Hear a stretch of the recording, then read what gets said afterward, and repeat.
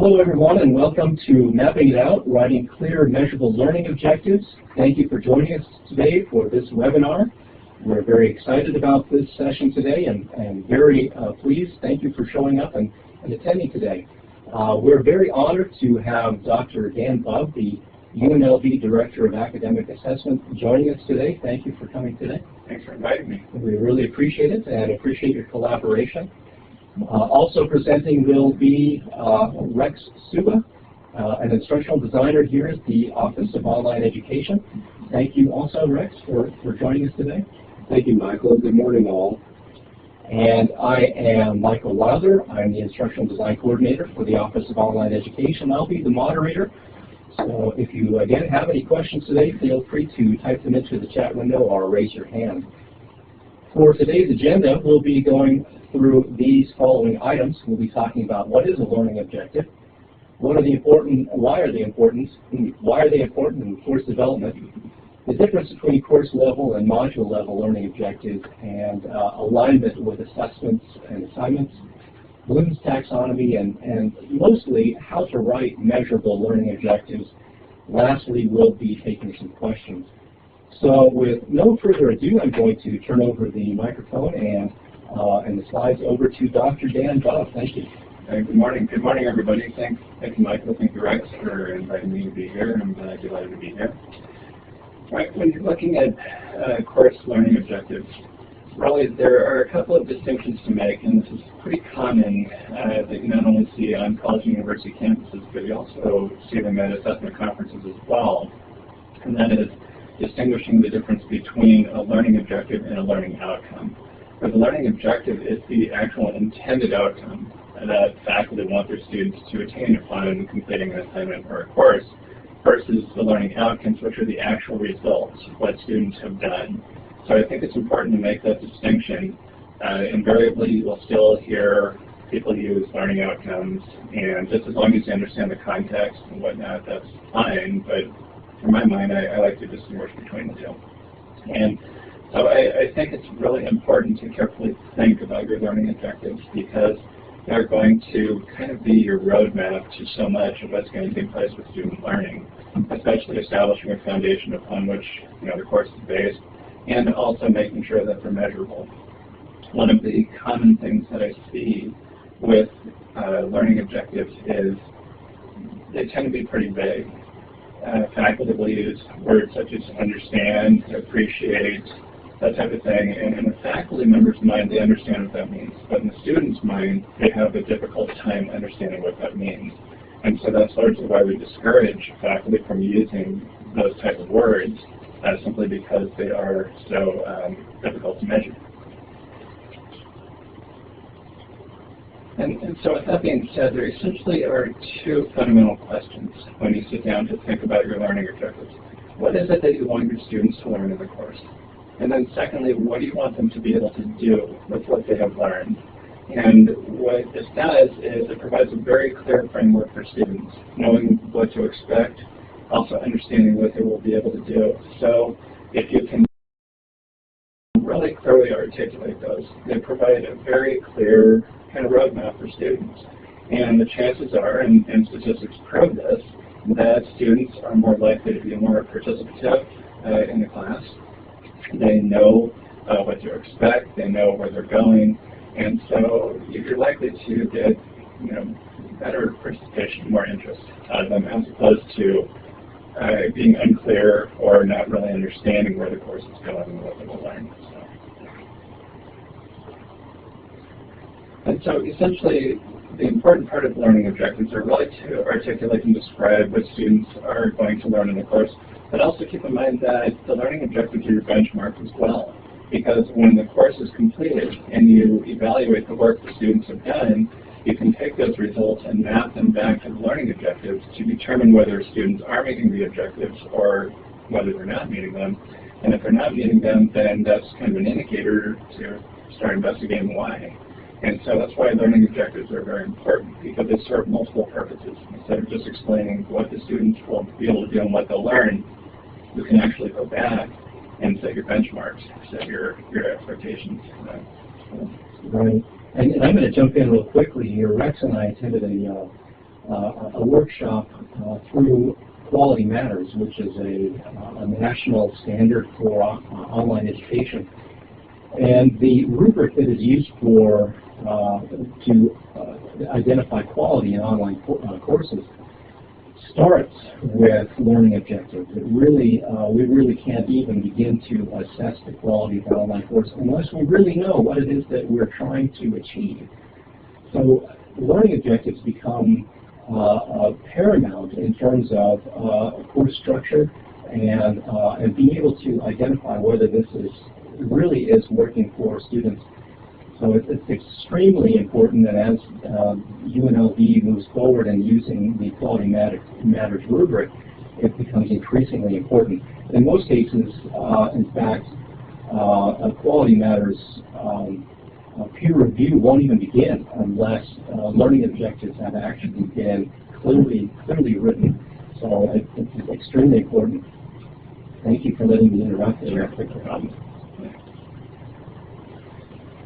And so essentially what we have is we have an example here of essentially the difference between a goal versus an objective. Whereas the goal is much broader. Okay? Over time, what are you hoping that your students are going to achieve? Whereas objectives might be in the more immediate sense. For example, like an assignment. If you assign a research paper, what are you really wanting your students to get out of the research paper? What do you want them to be able to do? Understand how it connects with what you're teaching in the course, with the other topics, all that type of thing. And so essentially we try to provide hopefully a clear example for to kind of discern the differences between them. And so hopefully our guests will find these helpful. If not, we'll be glad to provide other examples that might be a little bit clearer. So. We have students will gain an appreciation of the role of the family medicine physician in the healthcare system. That's a goal, as opposed to students will list 3 characteristics that make the family medicine physician distinctive from other specialists in the healthcare system. So I can really see that one is something that I can actually measure. They're going to produce a list, and a list of 3 characteristics in particular, as opposed to gaining an appreciation. Well, that may be a goal. I really can't tell what is it that they're going to produce. So that really is the big distinction I can understand from your slide. Yeah, exactly, and that was the intent of it. As we mentioned before, using words like understand, appreciate, they're very vague, and so they're hard to measure, but lots of times actively use them, and that's why we really discourage them. It's really important to try to be as precise as you possibly can. And even if you have to spell it out for students, do it. Because as I mentioned, they're much more likely to participate, they're much more likely to appreciate it because, at least from my experiences, when I taught, students like structure. They like to be able to see where they're going, they want to be able to understand what is expected of them. Of course, we all know at the same time, they usually tend to put the syllabus away after the first day of class and it disappears, but nonetheless, you have examples there. So to make that distinction. And like you say, that in terms of expectations, the students know right off the bat from this example of an objective, they know exactly what they need to produce. They need a list with 3 characteristics, as opposed to an appreciation, which they may or may not actually have. Exactly. And so just some kind of tips to kind of keep in mind here, just kind of a bit of a guideline here that people may find useful is, yes, you want to make sure that the learning objectives are measurable and that they can usually be measured by more than one particular method. I know we're going to be doing another webinar on the instruments used to measure learning objectives, and so we'll talk much more in length about those. But generally speaking, it is ideal to have learning objectives that can be measured in multiple ways. And I'm going to pick on grades as one of them because they're the most commonly used metrics to evaluate learning objectives. So that's ideal. Also, the department's mission statement. Everything with assessment flows from the mission statement. So your learning objectives likely are going to flow from the mission statement. So that's why it's important to have a clear mission statement. Again, laying everything out so it's understandable, so people can see the progression of what's happening and where everything is going. And generally speaking, you want to have 4 to 6 good learning objectives. I mean, I've seen some syllabi with as many as 15 or 20, which is pretty ambitious. But then I ask the question, well, how are you going to measure those? And so in the end, it ends up being a lot more work than it really needs to be. So that's kind of a general guideline. And also you want to make sure that your learning objectives are focused around the student, not necessarily the professor. Again, making the distinction. The professor understands what will be taught, what topics will be taught, whereas the students are trying to figure out, okay, what is this course about? What am I going to learn? What am I going to be able to do with these things? So it's a lot easier to center your learning objectives around the students than it is the instructor. Right, right. I think it's so important what you're saying about the mission statement of the department and the department's program objectives. Certainly you want every course to be able to flow from one section to another, in a sequence. So you might have one course that is a prerequisite for the next. And so if the department doesn't have clear program objectives, then it's hard for each student to flow from one course to the next like that. So it makes a lot of sense. In addition to that, as I mentioned earlier, it will be much harder to map the learning outcomes to the objectives if they're not clear. That's why it's so important to get them right the first time, because ultimately you're going to want to take the learning outcomes and try to map them back to the objectives and try to figure out where students are having success and where they're having difficulty. As I mentioned, your objectives are multi-purpose, and one of which is being able to benchmark, expectations, and being able to measure whether students are meeting those expectations or not. And again, just some general guidelines, just some things to kind of keep in mind about the learning objectives is that, the more specific the better. The more you can articulate them, the more simpler you can articulate them, the better for students. Conditions under which they will be able to demonstrate their knowledge, their skills, and whatnot. And you can refer to Bloom's taxonomy, and I believe Rex is going to talk a little bit about the Bloom's taxonomy, the different action verbs and whatnot. And so, for example, if you wanted to create kind of a header that eventually will flow into your learning objectives, by the end of this course, students will be able to, and then you can number them, enumerate them. And that's kind of a good setup because, again, it shows what the students will be able to do. It shows the students exactly what they'll be able to do, what skills they can pick up from this particular class, what knowledge on the different things. So, again, just some kind of, you want to make sure you have good action verbs in there, demonstrate, articulate, that type of thing is really helpful. And so, essentially, just kind of a little bit of a recap here, just make sure they're consistent with the goals of the curriculum. They're clearly stated, make sure they're measurable, realistic and doable, and also appropriate for the level of the learner.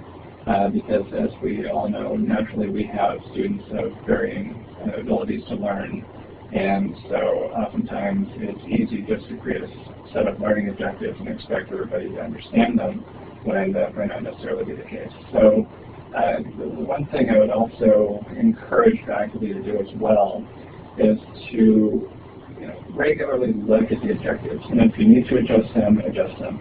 Do not set them in stone, because just as I mentioned, you're going to have students with different levels of learning aptitudes, and you want them to be able to understand what it is you're doing. And so it's really important to make sure that your objectives are kind of fungible, that you can adjust them.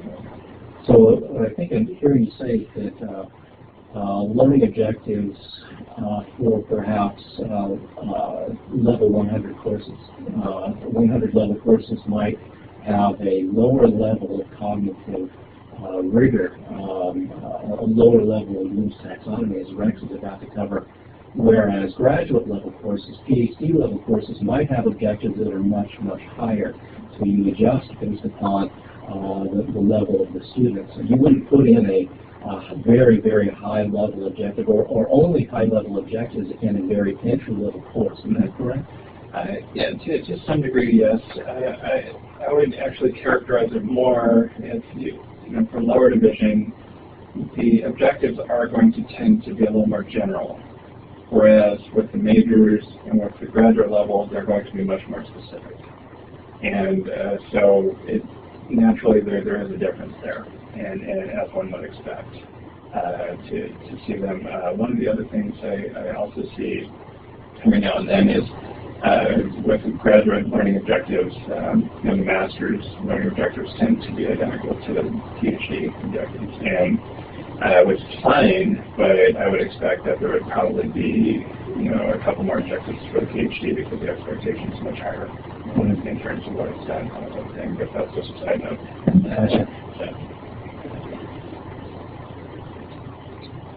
Okay, so this is still this slide. Okay. And so, again, just making sure that the action verbs there, you have a behavior or a type of observation that can be evaluated. And just as I mentioned, a good example right there, upon completion of this module, upon completion of this course, students are real. So that's a really good kind of a header, as I call it, to start with. And because it gets you in that mode of thinking, okay, students will be able to do these particular things that I'm outlining. Right. And I see that quite often. It seems like this one phrase, upon completion of this module, students will be able to colon, and then you've got a bullet pointed list of 4 to 5 objectives. Is that right? You couldn't normally say this phrase before every objective. Upon completion of this module, students will do this. Upon completion of this course or module, students will do that. You say it once, put a colon there, and then bullet point your objectives. Exactly. And that way it eliminates redundancy, and it also reduces the workload as well. Thank you, Dr. Bubb.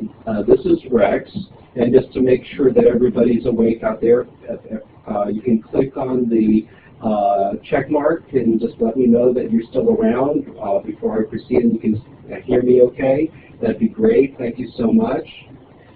Again, good morning.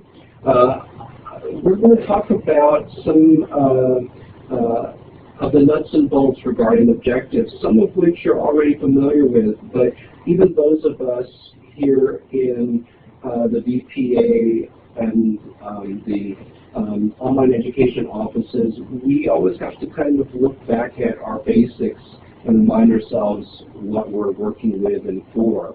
And so components of effective and learning objectives have these 3 sections that should be visible when you are stating your objective. Again, not goals. These are your objectives. So the conditions, as you see there, what the student will be in or undergoing at the time that they're presenting the results of their learning. What is the behavior being exhibited, and the bolded phrase and overt performance is key. You can't see learning. It's not like the Merry Melodies cartoons where somebody has an epiphany and you see a light bulb as the viewer. You don't see epiphanies. You see the results of them perhaps, but you don't see it itself. So it has to be something that's observable, and that's what we're talking about when we say measurable. And then finally, the criterion, how well that behavior must be performed. We're not talking necessarily about percentages, but have they done it to pass a threshold that demonstrates that the students definitely and confidently have reached the performance level that allows them to move to the next stage in your course or in the module. Great. I can see a couple of our participants are are saying that the audio is a little low. I'm personally I'm right next to the microphone, so I'm probably pretty loud here. So I can ask that we all lean in a little closer so we can all get started. The microphones should be a little closer to everyone else. Okay. On the next slide, you'll see a version of Bloom's taxonomy. A number of you are familiar with seeing it in the form of a pyramid. But regardless, you start, the lowest level is the most shallow of the kinds of tasks that we often ask students. So as Dr. Bubb was outlining, perhaps in the lower division courses, you're going to spend a lot of time in the lower portions of our diagram, remembering, knowledge base, would be retrieve, recognize, those kinds of things where the students are just demonstrating that they see something that they've seen before and can repeat or parrot what has been demonstrated, versus the more specific, the deeper, the ones requiring more use of other faculties. So for instance, applying, execute, other verbs along those ways. So the idea is that when you have students demonstrating their understanding or their appreciating what is the verb that they are performing for you as the learner. Again, student focus, not what you, the teacher, are exhibiting. You've already done that. What the students are exhibiting is to confirm that you were successful in your task. The student behaviors are what we're focused on when we have the students demonstrate things on the taxonomy. Moving on to the next slide, a collection of different verbs, and your discipline may have additional verbs that we do not have on this list, and certainly your discipline may have verbs on this list that you will never put to use. This is just a sample list of things that, based on use, can be more clear, can be more observable than merely be aware of, understand, appreciate. And we'll let you look at these for a little bit, and if you are interested in getting a copy of this presentation later, we'll make an opportunity for you to let us know that. Let's look at the different lists. On the far left, we have the bottom, the most shallow of the Bloom's taxonomy, and then moving toward the right, we become more in-depth to where evaluation, you're not just recalling stuff, you're having to put to use different kinds of skills. You may have to combine diagnosis with contrast and comparison. That's where you have the kinds of things. So a critic would be doing recommending, whereas somebody who's just trying to identify things would use recognize. I see that this is a movie that has this person, versus a critique that says this movie has these attributes and why they're good or why they're bad.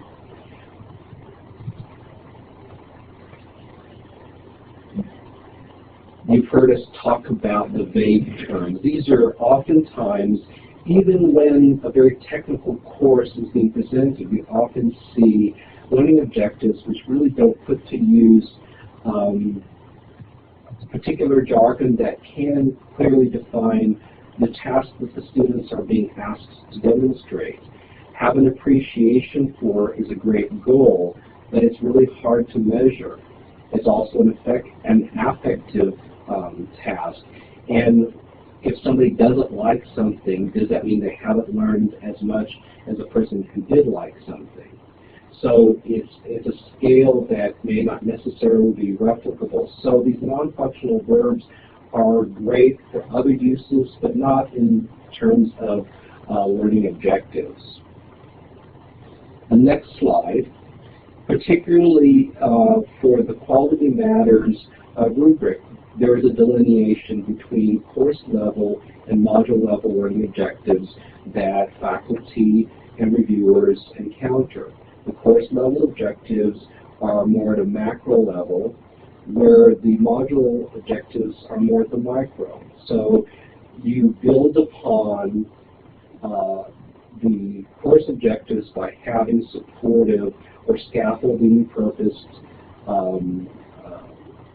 module level objectives. One leads into the other, and one kind of dictates that the other should exist. If I want to have a cake, that's a great course objective. But what are the steps that in the course of making a cake that I need to do in a particular sequence? Those of you that cook frequently know that it's not just a matter of dumping everything into the pan and shoving it into the oven. There are little bits and steps that need to occur, and if they are done in a certain way, you end up with the cake doing this or not doing this. So that's kind of my quick off-the-cuff comparison between the course and the module objectives. I wonder why all the cakes I've ever made didn't turn out.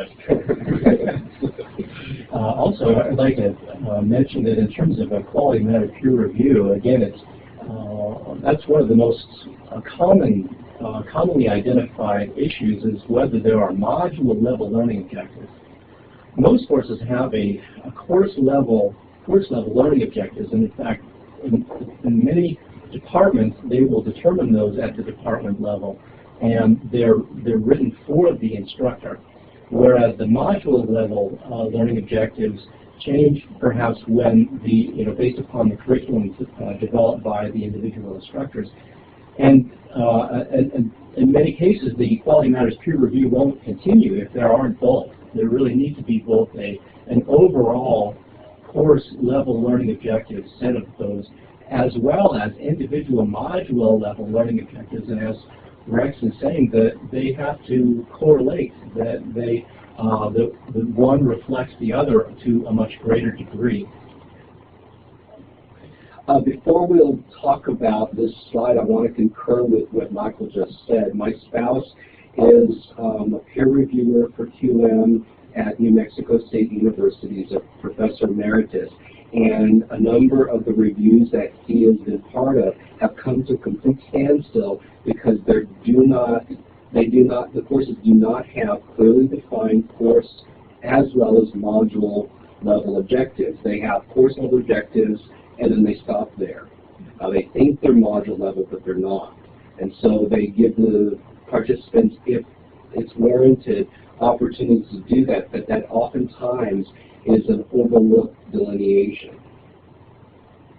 And having said that, part of what's really key is as you develop these module level objectives, do you have a one-to-one match between those and the activities that you have the students use to demonstrate their mastery of the knowledge and skills that you have in the course? We oftentimes have quizzes, tests, practice activities, homework assignments that seem to be devoid of connection between some other defining reason for existence in the course, that being a course and or module level objective.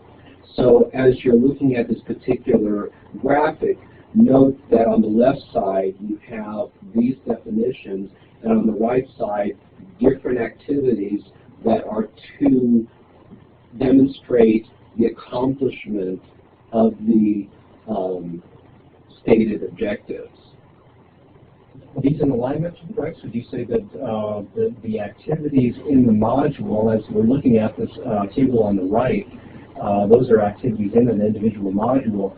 Are they in alignment with the module level learning objectives identified on the left?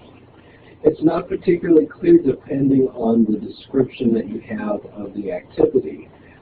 Particularly like when you look at the exam, oftentimes we'll see an objective and we'll have these items, and then all that goes with it is the exam, and what's stated in a description of 50-item multiple choice exam, it doesn't tell us what discipline topics or areas are covered in that. So I would say that some of these are better than others. The assignment, the second of the 5 listed, says view Chapter 4 PowerPoint, listen to Chapter 4 podcast. Chapter 4 may have a different topic in a new edition, so perhaps a definition that clearly defines that could help extend its usefulness, but it's a mixed bag.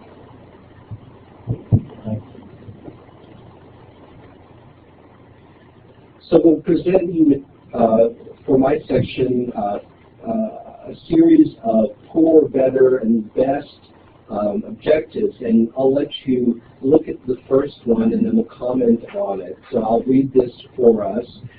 By the end of this course, students will have knowledge of and appreciation for the essential theories of Plato, Aristotle, and Socrates. Do you see the light bulb going over my head? Yes or no? I appreciate it. I feel it. It's wonderful. How have I done on the test? So you can see that it's really hard. Yes, it's a nice goal, but how do you define mastery? How do you define that? So that's why we're saying it's a poorly stated learning objective, because it doesn't meet the rubric of those three components we had shown at the beginning of my section of the presentation. So a better version of this on the, I think, next slide is by the end of this course, students will be able to critically analyze the essential theories of Plato, Aristotle, Socrates, and other ancient philosophers by writing deep reflection papers demonstrating mastery of course content, critical reading and writing skills, and the ability to apply these theories to contemporary thought. Wow. A lot of stuff in this objective. So and let me go back one slide real quickly, and you can compare between the specificity of this learning objective versus the generality of this learning objective. And yes, I think you're right. But again, I mean, this one isn't very wordy, but is so generic as to the point of how do you measure this? How do you really know what it is that the students have really learned? I purposely wrote both of these just in the second one. Yes, you're right, it is wordy, and I purposely wrote it that way to be an exaggeration, but to be able to make the distinction between the generality of the previous slide versus this one, which is more specific. But yes, absolutely, it's very wordy. But in its wordiness, do you, with your yes or no button at the ready, do you know what it is that the instructor needs to measure on the student's behavior from this wording? Yes or no? You know exactly what they're supposed to observe. I see somebody said that. Thank you, Beth. Yeah, thank you, Beth. I see a response there. Anybody else? Anybody else like to either type something into the chat window, or to thank you, Megan. I see you can recognize, you can see how one has a lot more specificity over the other. Yeah, we could definitely break this into 2 or 3 sentences and reduce them. But like I said, it was purposely exaggerated to make that distinction. Go on to the next slide. Let's move on to the next slide. This is the last one for my section. I think this was the elimination. These two. Okay. That's poor, and that's better. That's good. Okay. And then the one after this, I think we talked about those things. Okay, so if we can move on to the second one, the better. So here's another example of a cool one. Students will know the historically important systems in psychology. Now, again, how does this really tell us what exactly do they have to know? Right. So here's a poor example. We need more specificity. Here's a better one. By the end of the lesson, students will know these specific elements. And it has a lot of the types of approaches, but then you still don't know what is supposed to set the light bulb off, what is supposed to be done by the students to demonstrate the knowing. So yes, it's an improvement on the previous one, but you don't know what and how much you're supposed to measure.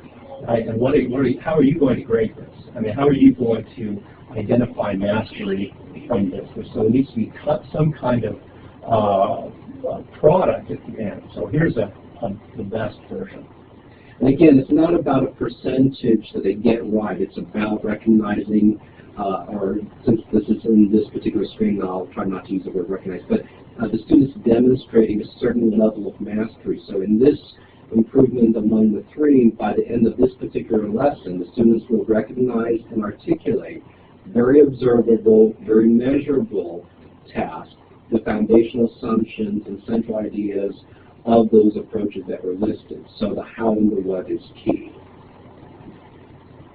Great. So at this point, we're going to go ahead and move through some practice.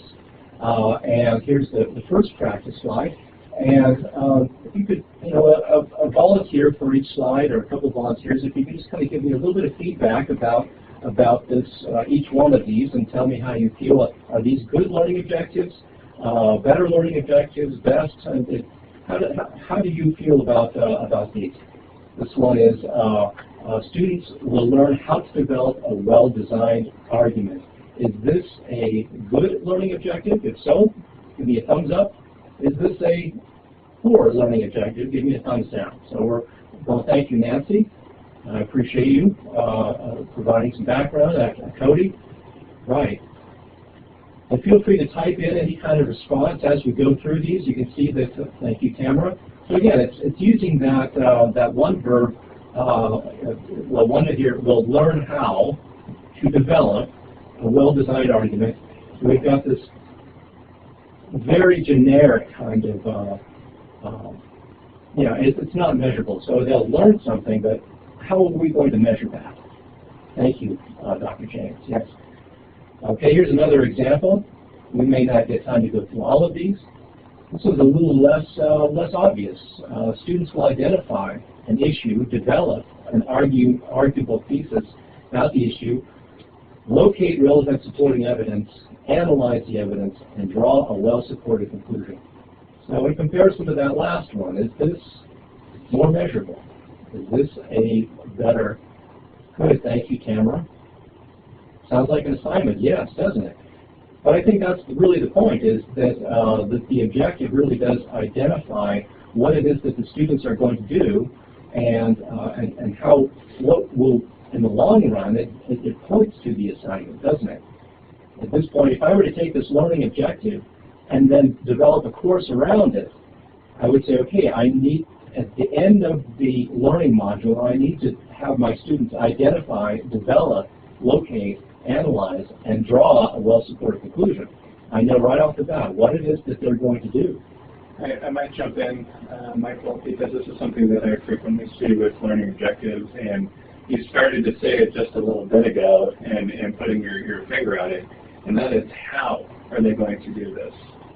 Oftentimes I'll see these well-constructed learning objectives, but the immediate question that pops in my mind is, how are they going to achieve this? So you might say, for example, through writing critical reflection papers, students will be able to develop an arguable thesis about the issue, that type of thing. So that's one other way of going about this. And as I mentioned before, you could have a header saying that students will be able to, but a different way is stated. It is through a particular type of assignment. Students will be able to develop an arguable thesis and that type of thing. Because then not only do you have a really clear objective, but you're also addressing the how they're going to be able to achieve this. And I see this a lot in my feedback to people. I'm frequently saying, this looks good, but how are you going to measure this? How are they going to be able to achieve this? Now, usually when you have your instruments and whatnot, you can assess the learning outcomes. That would give you a little bit of an indicator of how, but as I mentioned, the more specific, the more precise you can be, the better. Right. And I think you've also got a good point here, is that this could also be phrased as an overall statement. At the end of this module, students will be able to, and then you've got a bullet point list. At that point, they're going to develop, identify, locate, analyze, etc. Okay, how about this one? Is this a good learning objective? This is a little tricky. Why don't you give me a thumbs up or a thumbs down on this one? Anybody out there? Megan, down, thank you. Beth, down. Nancy. And Dr. James says this is okay, but still not very good. Cody, thank you. Perhaps explain a bit more about what the table entails.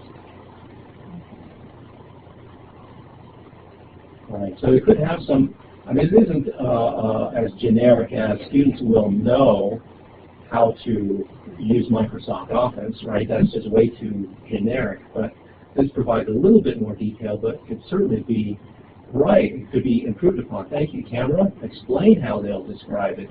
Could be more specific. Thank you. All right, we'll move ahead to the next one. Students, here's a good one. Students will respect the principles of the nursing profession.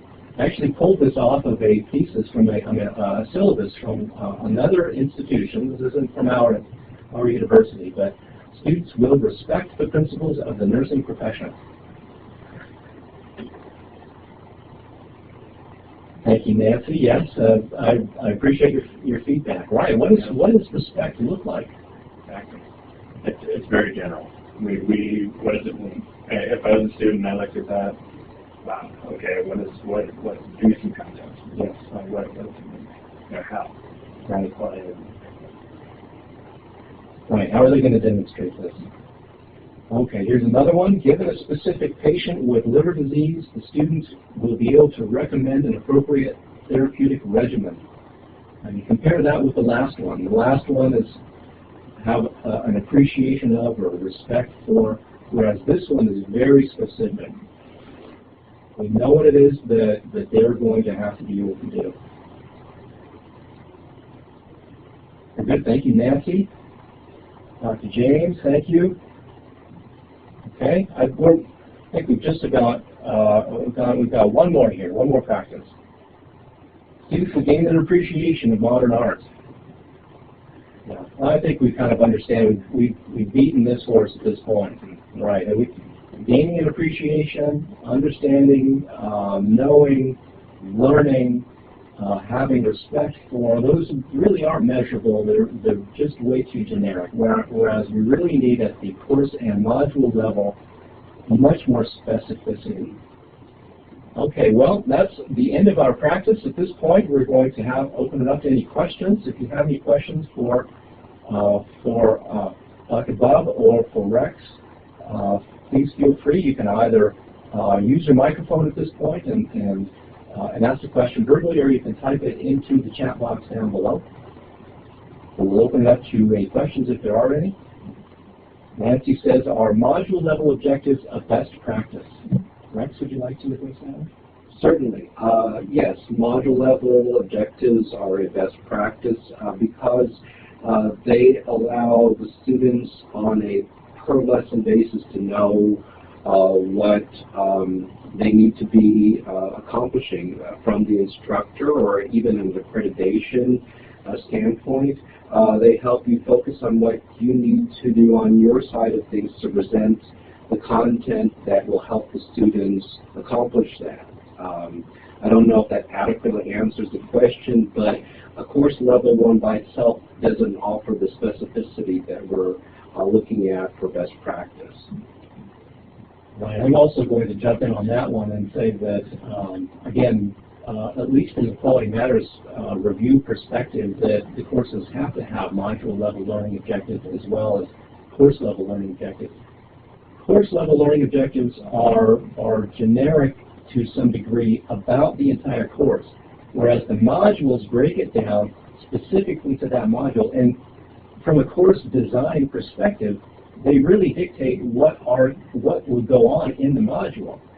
So if we know that the students in that very specific objective at the module level, they're going to be able to create a list, we know that there needs to be an assignment in there or some sort of assessment to say they're going to create that list. So those module level of learning objectives really do provide the roadmap to development of the curriculum itself. If I might add, I actually do know a couple of faculty who have learning objectives for each assignment they give, and they have integrated those into their course objectives.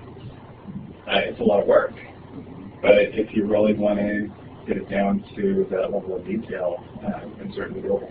Right. Dr. James is also asking how to translate a catalog course description into a set of learning objectives. One could parse out the catalog description, certainly, and create a set to match. And many standard courses instructors are assigned a course that they didn't themselves create, but have the latitude to figure out how to generate a course that addresses the catalog description. I think that that's really a good point, that you can start there at the course description. The course itself has gone through a process of acceptance and definition, right, through curriculum committees and things like that. So that's really where it starts as far as what is this course supposed to be accomplishing.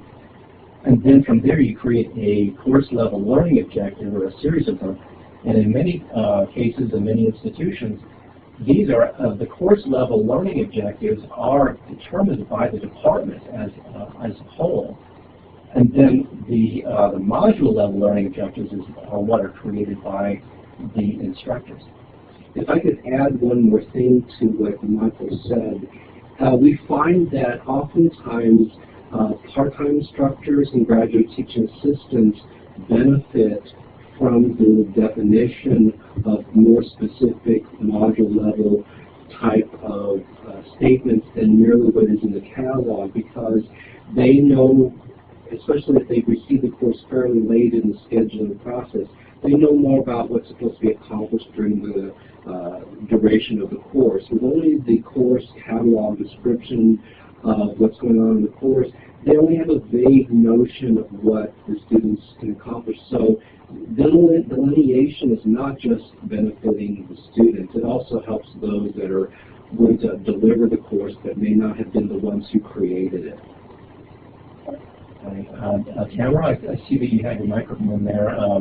Do you have any questions? You can feel free. I'll go ahead and turn. Tamara, if you have any questions, feel free to ask them either using your microphone or typing them in the chat window. Dr. James asked that in some cases, such as English 101, the syllabus may be fairly well standardized across sections, so there's less latitude.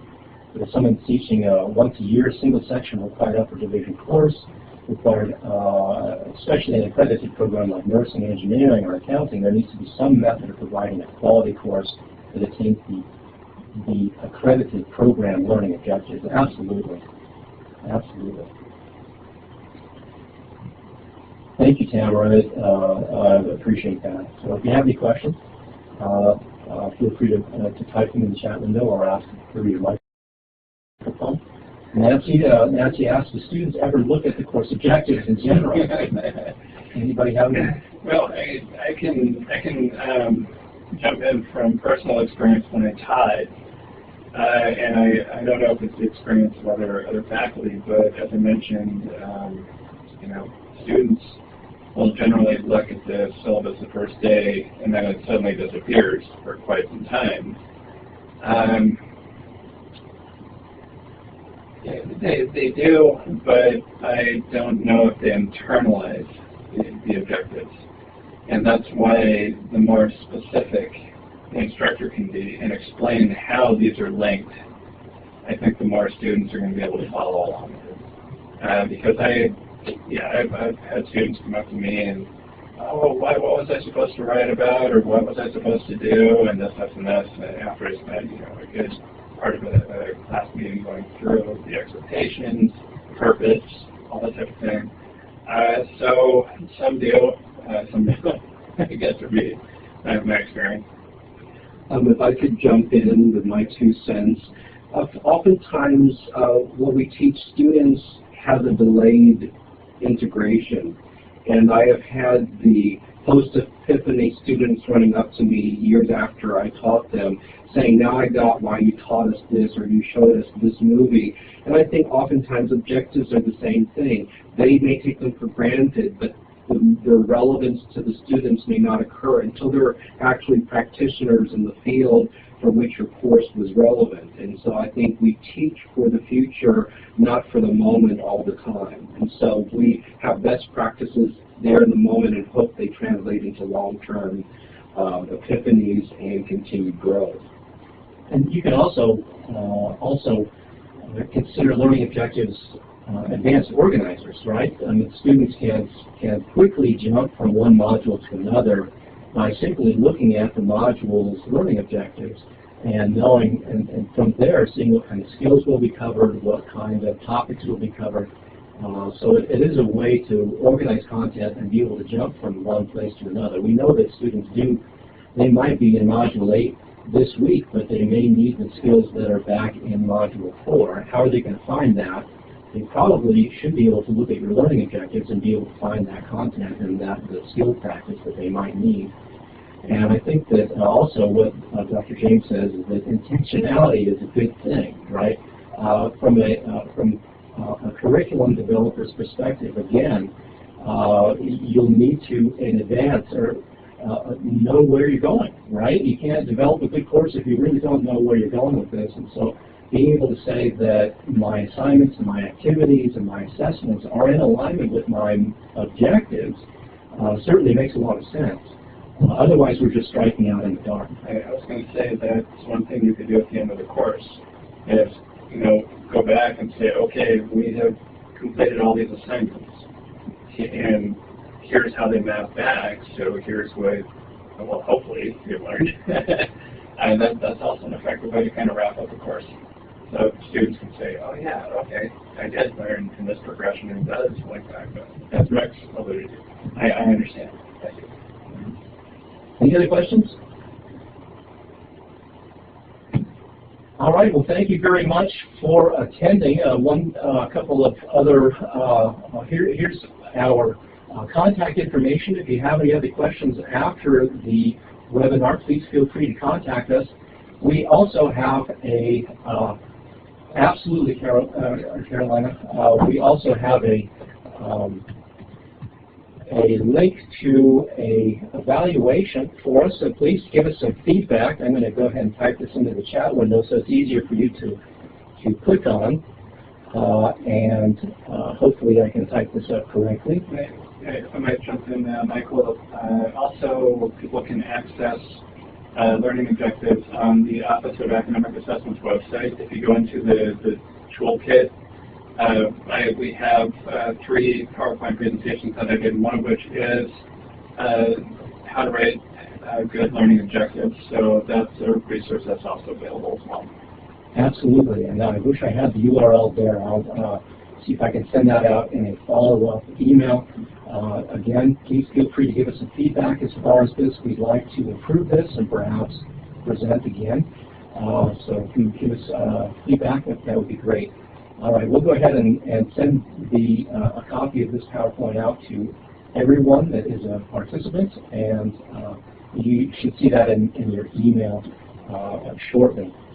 And lastly, now that we've come to conclusion, feel free to go ahead up to the Help drop-down menu and go ahead when you're ready to go ahead and leave the session. We'll stay here and answer any other further questions if you have any. But thank you so much, Dr. Bubb. We really appreciate it. Rex, thank you so much. Thank you very much. All the hard work that has gone into this presentation. Thank you so much.